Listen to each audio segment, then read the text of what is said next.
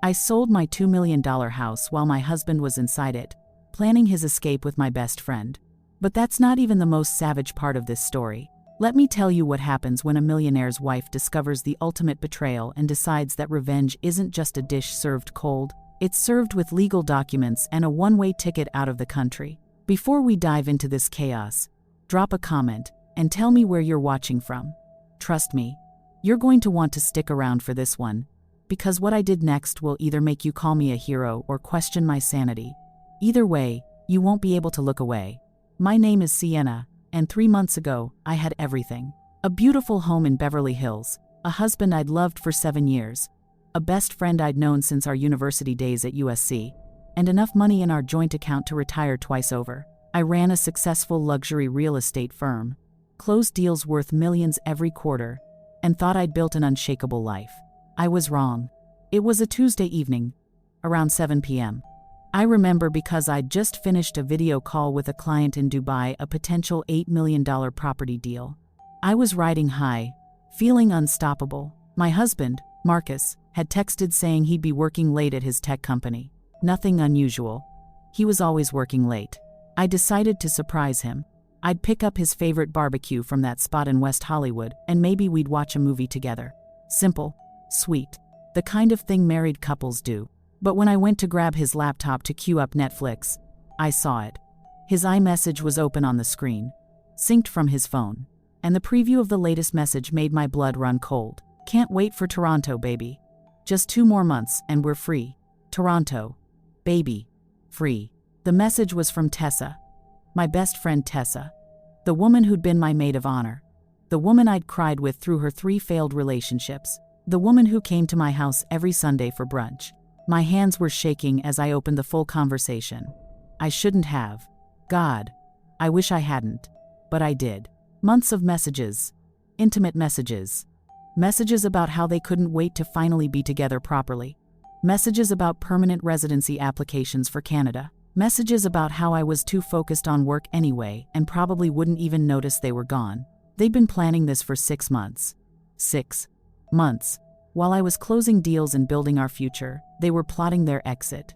While I was trusting my husband with our joint account, he was planning to drain it and disappear. While I was confiding in my best friend about everything, my fears, my dreams, my insecurities, she was sleeping with my husband and planning to steal my life.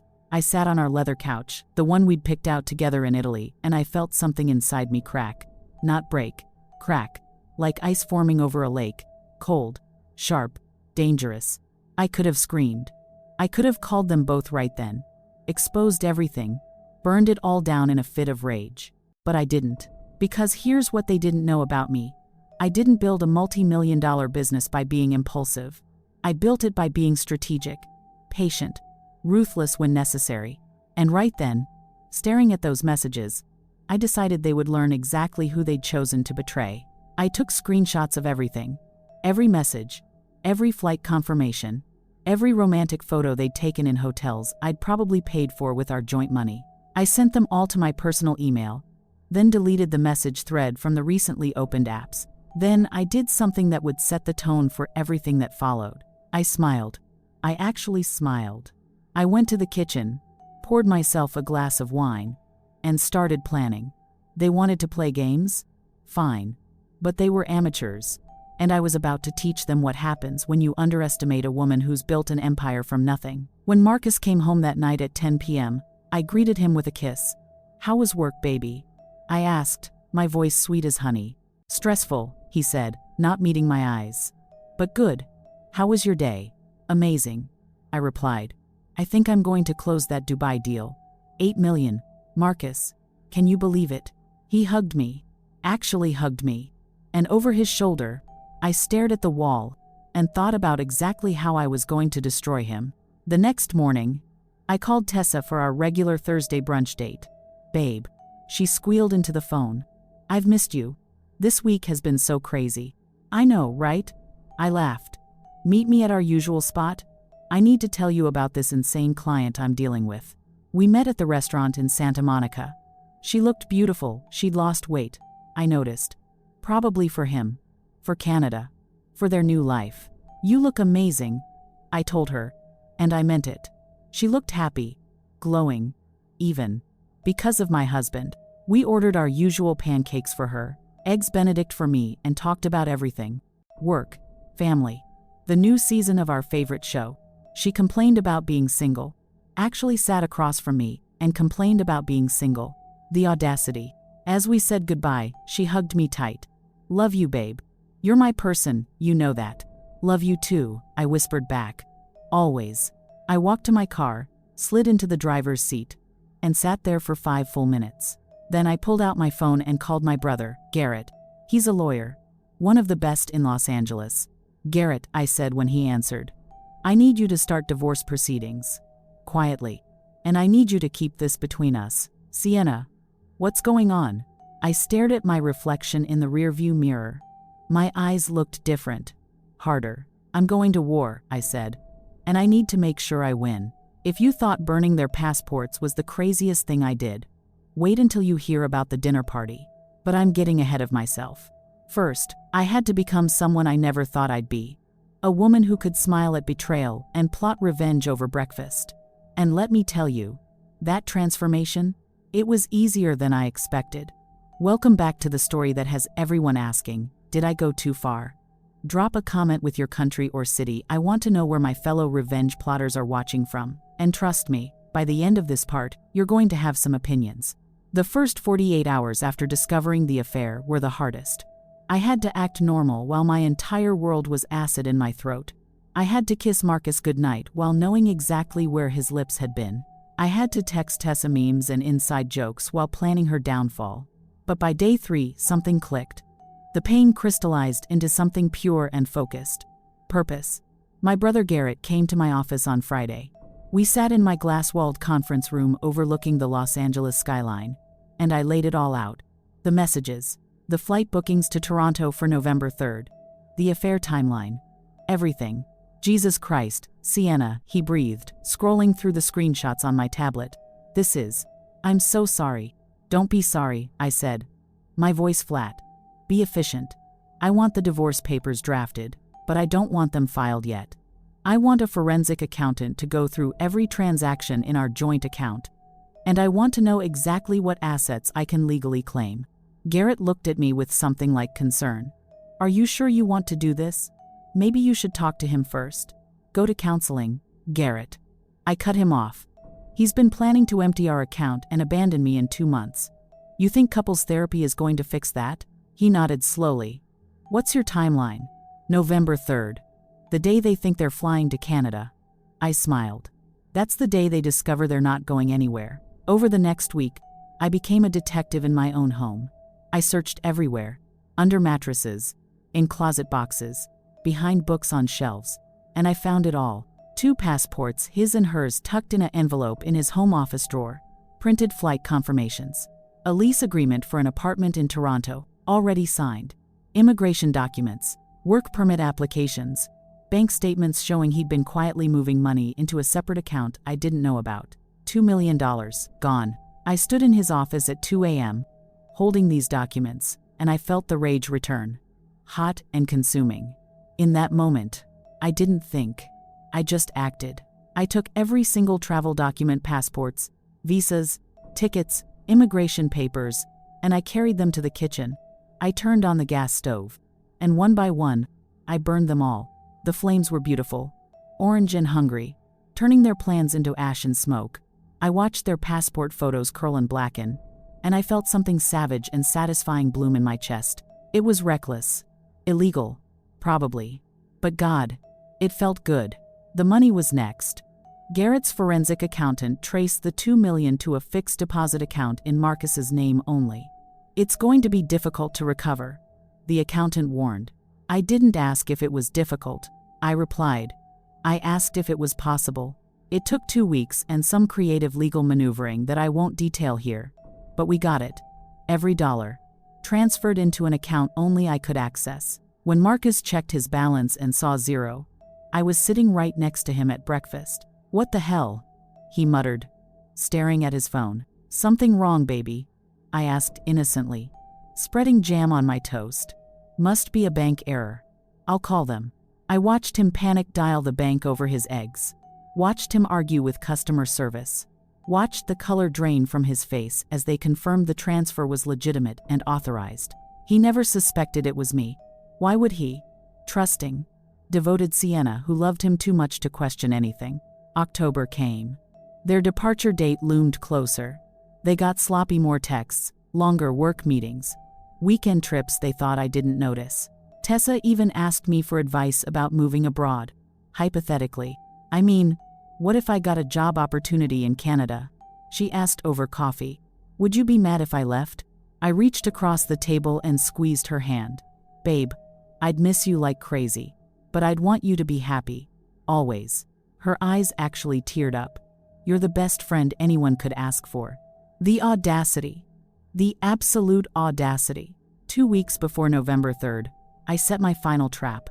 I told Marcus I had a 3-day business trip to San Francisco, a potential investor meeting that could bring in major money. That's great, baby, he said, but I saw the excitement flicker in his eyes. 3 days alone. Then I called Tessa. Hey, I need a favor. I'm traveling for work and Marcus is going to be alone for a few days. You know how he gets when I'm gone, could you check on him? Maybe bring him dinner one night? Of course, she said too eagerly. What are friends for?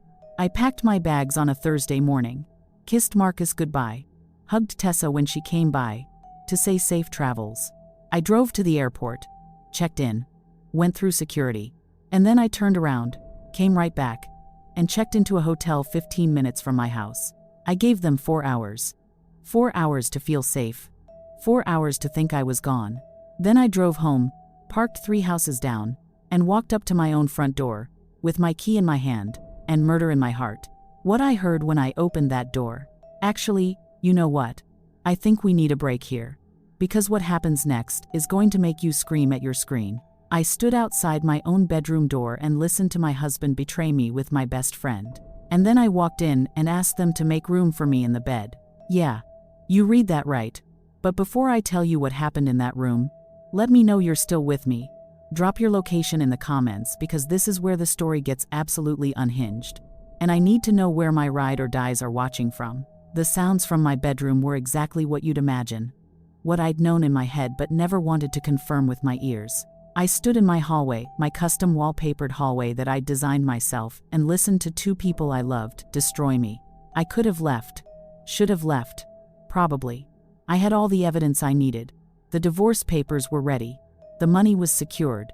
I could have just disappeared and let them discover the ruins later. But I didn't want to disappear. I wanted them to see me. I wanted them to face what they'd done. I pushed open the bedroom door. The scene would have been almost comedic if it wasn't so devastating. They scrambled like teenagers caught by parents. Sheets pulled up, eyes wide with pure terror. Tessa actually screamed. Don't mind me, I said, my voice eerily calm. Continue. Actually, make some space. I paid for this bed, I should get to use it too, don't you think? The silence that followed was deafening. Sienna Marcus started, his voice cracking. I said, make space. I walked to the bed, and I swear to God, they both shifted over. The look of absolute horror and confusion on their faces was almost worth the betrayal. Almost. I sat on the edge of my bed. Our bed. The bed where I'd slept peacefully for 7 years while being played for a fool. How long? I asked. Still calm. Too calm. The kind of calm that comes before hurricanes. It's not what you think, Tessa tried. I turned to her. You're right. It's probably worse than what I think. So tell me, how long have you been sleeping with my husband? And please, spare me the "it just happened" speech. I saw the messages. 6 months of planning your Canadian dream. Very thorough. Tears started streaming down her face. Sienna, please. I'm so sorry. Sorry? I laughed. Actually laughed. You're sorry? You've been my best friend for 12 years. 12 years, Tessa. I was there when your father died. You were my maid of honor. And you're sorry? Marcus finally found his voice. We didn't mean for it to happen. We fell in love. Love? I stood up. You emptied our joint account. $2 million. You were going to leave me with nothing and call it love. His face went white. How did I know? I know everything, Marcus. I know about the Toronto apartment. I know about the work permits. I know about every hotel, every lie, Every time you came home and kissed me after being with her. My voice was rising now, the calm cracking. What I don't know is how you justified it. How you both looked me in the face every single day and smiled. They tried to explain. Oh, how they tried. Marcus said I was always working, never home, that he felt neglected. Tessa said she'd been lonely, that it just grew into something more. They said they never wanted to hurt me. Never wanted to hurt me. Get dressed, I said finally. Both of you. We're having dinner. What? They said it in unison, which would have been funny in any other context. Dinner, the three of us. Because apparently we're all very close now. My smile was venomous. Unless you'd rather I call everyone we know right now and explain what I just walked in on. 20 minutes later, we sat at my dining table. I'd ordered Thai food, Tessa's favorite. I served it on my wedding china. We ate in almost complete silence. The tension so thick you could choke on it. This is nice, isn't it? I said, taking a bite of pad thai. Just 3 close friends having dinner. Oh wait, sorry, 2 close friends and the husband of one of them. Easy to get confused. Tessa couldn't eat. She just stared at her plate, tears dripping into her rice. Marcus looked like he might vomit. I ate slowly, deliberately, maintaining eye contact with both of them. Sienna, Marcus finally said, "What do you want? What can we do?" Do? I set down my fork. Nothing. You've already done everything. You've lied, cheated, stolen, and planned your escape. The only thing left is for you to face the consequences. What does that mean? Tessa whispered. I smiled. You'll find out soon enough. But first, let's finish dinner. It's rude to waste food. After they left separately, because I insisted on it, I sat in my empty house and cried. For the first time in 3 months, I let myself break down completely. I cried for the marriage I'd lost, the friendship I'd cherished, the version of myself who'd been naive enough to trust completely. Then I dried my tears, pulled out my phone, and called Garrett. It's time, I told him. Execute everything. Are you sure? He asked. I looked around my beautiful home. The home I'd built with my own money, that was titled in my name alone, a detail from our prenup that Marcus had forgotten about. The home filled with furniture and art and memories that were about to belong to someone else. I've never been more sure of anything in my life. 2 days later, I sold the house and everything in it. The buyer paid in full, immediate transfer. By the time Marcus came home from work the next day, the sale was complete. The money was in my account, and I was at the airport with a one-way ticket to anywhere but here. The divorce papers were filed that morning. My lawyer's hand-delivered them to his office at noon. And me? I was 35,000 feet in the air, flying toward a future that was entirely mine. When November 3rd arrived and my phone started exploding with calls I'd never answer. November 3rd, 2025, the day they thought they'd be sipping champagne in business class, flying toward their new life in Toronto. Instead, they were standing at Los Angeles International Airport, about to discover that karma doesn't just come back, it comes back with receipts, legal documents, and a property deed that's already been transferred. But I'm getting ahead of myself. Let me rewind to show you exactly how their world collapsed. I was in Santorini when the messages started flooding in. 27 missed calls from Marcus, 43 from Tessa, WhatsApp messages that went from confused to panicked, to absolutely hysterical. I sat on my hotel balcony overlooking the Aegean Sea, sipping Greek coffee, and I finally opened one message from Marcus. Where are the passports? Sienna, what did you do? I smiled and took another sip of coffee. Then I blocked both their numbers. Here's what was happening back in Los Angeles while I was watching the sunset over whitewashed buildings. Marcus had woken up that morning energized. This was it. Freedom Day. He'd packed his bags the night before, 2 large suitcases full of clothes, electronics, and dreams of his new life. Tessa had texted him at 6 a.m.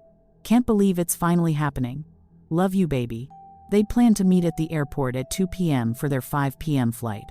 But first, Marcus needed to grab their passports from his office drawer where he'd stored them safely. Except they weren't there. He tore apart his office, then the bedroom, then the entire house. The passports were gone, vanished, along with every single immigration document, every visa, every piece of paper they needed to board that plane. Maybe you left them at my place, Tessa suggested when he called her, panic already creeping into his voice. They met at her apartment, searched everywhere. Nothing. That's when Marcus decided to go home one more time. Maybe he'd missed something. Maybe they'd fallen behind furniture or gotten mixed up with other papers. He pulled up to the house at 11 a.m. and found a construction crew out front. "Can I help you?" a man in a hard hat asked. "This is my house," Marcus said. "What are you doing here?" The man checked his clipboard. "This property was sold last week. We're starting renovations today." "You're the previous owner?" "Previous owner." The words hit him like a physical blow. "That's impossible. This house belongs to my wife and me. According to our records, the house was solely owned by a Sienna Bennett. She sold it to our client on October 30th. Settlement was completed November 1st. The man showed him the paperwork. Marcus's hands were shaking so badly he could barely hold the documents. That's when he saw it. His name wasn't on the title. It never had been. We'd bought the house before marriage, and the prenup we'd signed kept it in my name only. A detail he'd forgotten. A detail that had just destroyed him. He tried calling me, straight to voicemail. He called my office. "Miss Bennett is on extended leave," her assistant said. "We're not sure when she'll return." He called my brother. Garrett picked up on the first ring. "Looking for Sienna?" Garrett asked, his voice cold. "Garrett, please, I need to talk to her." The house was legally sold by its rightful owner. You'll also be interested to know that divorce papers were filed and processed. You've been served at your office address. Check your email. Divorce? Garrett, please let me explain. Explain what? How you emptied your joint account. Oh wait, you mean the $2 million that was legally recovered and returned to its co-owner. Or maybe you want to explain the affair. The immigration fraud you were planning. Which explanation would you like to start with? Marcus hung up. His phone immediately rang. It was Tessa. "Marcus, we need to go to the passport office. Maybe we can get emergency replacements." "The house is gone," he said flatly. "What?" "She sold it. Everything. And she took back the money. All of it. We have nothing." Silence on the other end. "Then, what do you mean nothing?" "I mean we have no passports, no money, no house, and no flight to Toronto. I mean we're standing in the ruins of a plan that a woman we underestimated just demolished without breaking a sweat. They went to the airport anyway. Maybe out of denial. Maybe out of habit. Maybe because they couldn't process that their escape plan had evaporated. They stood at the check-in counter with their luggage and no documents. The airline representative looked at them with pity. "I'm sorry, but without valid passports, I can't check you in." Tessa started crying. Not quiet tears, loud, gasping sobs that made other travelers stare. Marcus just stood there, numb, watching their flight information on the departure board. Air Canada Flight 792 to Toronto. Boarding. Then, final call. Then, gate closed. Their plane took off without them. Meanwhile, I was booking a table at a restaurant in Oya, planning to watch the famous Santorini sunset. My phone buzzed with an email from Garrett. "It's done. They know everything. What's your next move?" I typed back. "My next move is ordering the seafood platter and living my life. Thanks for everything, brother."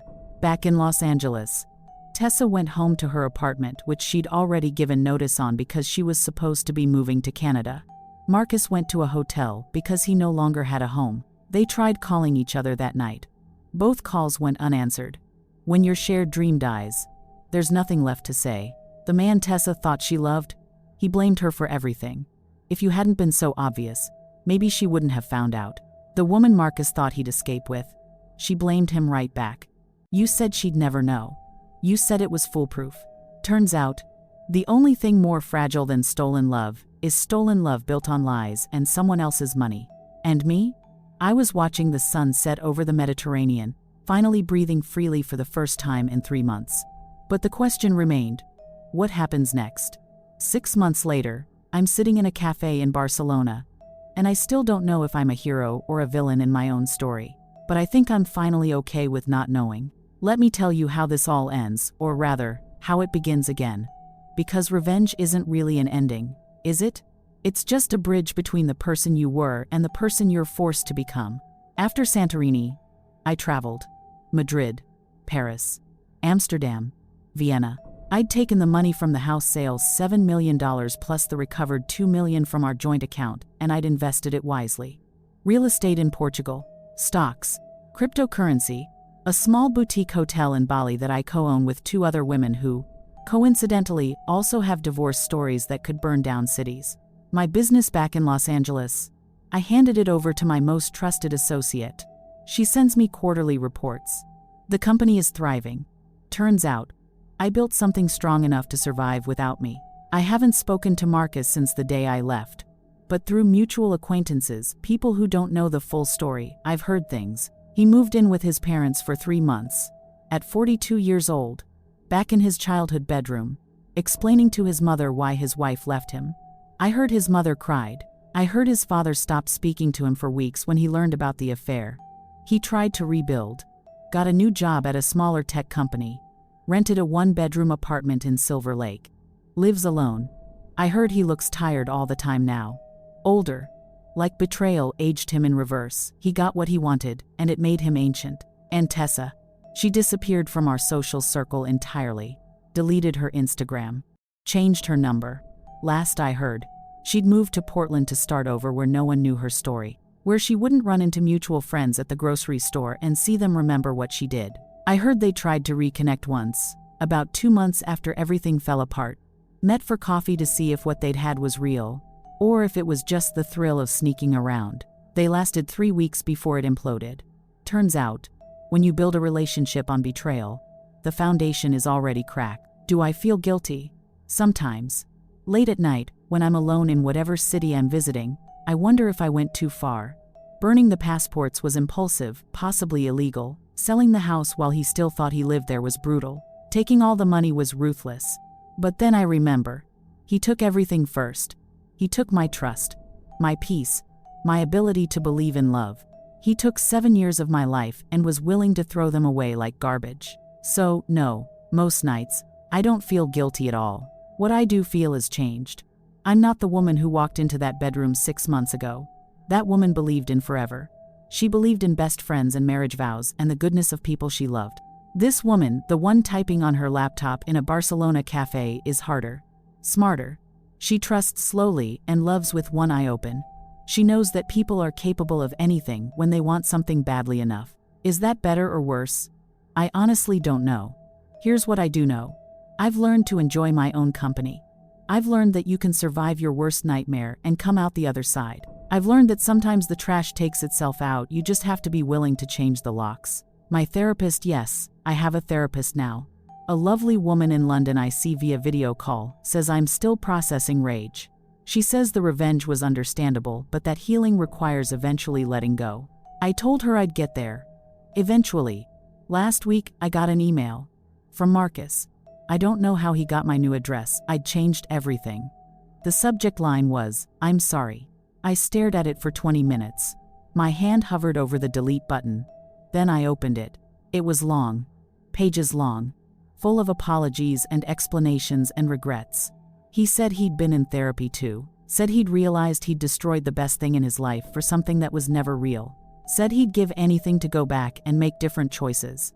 At the end, he wrote, I don't expect forgiveness. I don't even deserve a response. I just needed you to know that you weren't the problem. You were never the problem. And I'll spend the rest of my life knowing. I lost the only woman who ever truly loved me. I read it 3 times. Then I closed my laptop, ordered another cortado, and watched people walk by on Las Ramblas. I haven't responded. I might never respond. Because here's the moral of this story. And I need you to really hear this. Some bridges need to burn, not because the people on the other side are irredeemable, but because you can't build a new life while standing on the ashes of the old one. Forgiveness isn't always about them. Sometimes it's about you deciding you've carried the weight long enough. Did I go too far? Maybe. Would I do it again? Absolutely. Because at the end of the day, I chose myself. And if there's one thing I'd tell any woman going through what I went through, it's this. Choose yourself. Fiercely.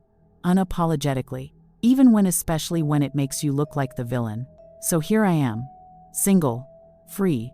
Traveling the world with money I earned and protected. Dating occasionally, carefully. Slowly. With boundaries like fortress walls. Building a life that's entirely mine. Is it perfect? No. Do I still have moments where I miss who I thought Marcus was? Sometimes. Do I wonder what Tessa's life looks like now? Rarely, but yes. But am I okay? Yeah. I'm more than okay. I'm becoming who I was always meant to be. I just had to burn down the old version first. If this story resonated with you, if you've ever had to choose yourself when it hurt, if you believe that some revenge is actually just justice, hit that subscribe button, because I have more stories to tell. And trust me, they only get more interesting from here. Drop a comment telling me, Team Sienna or Team Give Them a Second Chance. I want to hear where you stand. And remember, the best revenge isn't always loud. Sometimes it's just living so well that your past becomes irrelevant. Until next time, choose yourself. Always.